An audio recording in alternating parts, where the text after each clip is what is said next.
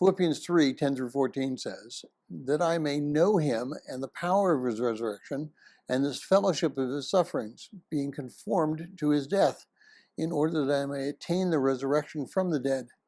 Not that I have already obtained it or have already become perfect, but I press on so that I may lay a hold of that which was also laid a hold of by Christ.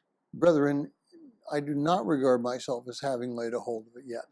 But the one thing I do, forgetting what lies behind and reaching forward to what lies ahead, I press on towards the goal for the prize of the upward call of God in Christ Jesus.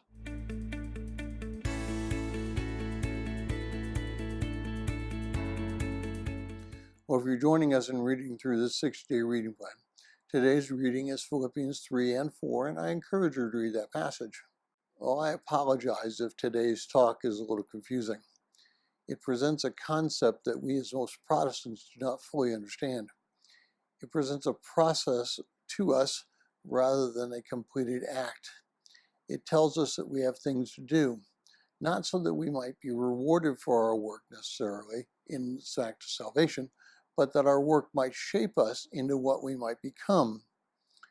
Now, we all revere Paul as a model of who we should become. Now, I know that we might say that we should become like Christ, but in many instances, Paul is the one who shows us what that looks like in real life. He truly is a model for us, and we should view him as a mentor. Now, when Paul suggests that he is not complete in verse 12, he says it by saying that he's not become already perfect. He's suggesting that there is something more than just walking on the side, getting baptized, and having a ticket on a train to heaven. He specifically says he has not laid hold of perfection, but rather he is striving for it. He has not obtained it, so what is it that he's not obtained? Now, he's not obtained the true look in Christ. He is on the way, and when he dies, he will immediately be standing before Christ, 2 Corinthians 5:8. But it's only then will he be complete. Up to that time, he's still struggling with all of the things that all of us are struggling with in what's going on in the world. He does not depend on that which has been done in the past, so that no matter how much he is reflecting in Christ, God always has something else for him, and he must strive for that. He cannot let his guard down. He cannot rest. He must always be pressing forward to become more and more like Christ. Now, it's only when God calls us home that we can truly rest. It's only then that our salvation is complete.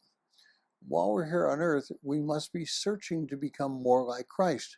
While we are here on earth, we must be searching to be more repentant.